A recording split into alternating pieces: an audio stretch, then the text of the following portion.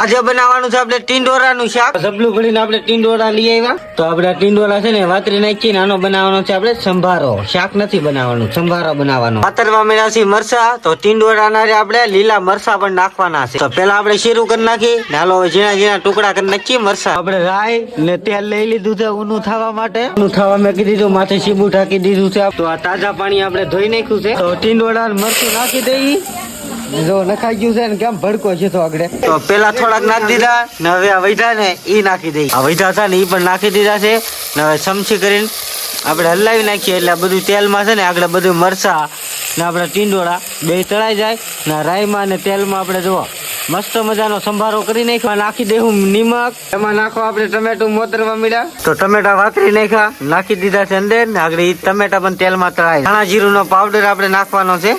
તો જો ધાણા જીરુંનો પાવડર નખાઈ ગયો છે મસ્ત મજાનો. પીળા કલરની હળદર આપણે નાખવાની છે. તો પીળા કલરની હળદર પણ નખાઈ ગઈ. 15 થી 17 સેકન્ડની માલપા આપણો ટીંડોળાનો સંભારો થઈ જાય રેડી. તો આપણે મસ્ત મજાનો ટીંડોળાનો સંભારો બની ગયો છે. જુઓ થઈ ગયો છે, તેલ ફૂલે ફૂલ સડી ગયો છે. ટીંડોળા અને લીલા મરચા ને ટમેટું. તો હાલો હવે આપણે વાળું કરી લઈએ. વાળું હાટું આપણે રાંધ્યું હતું.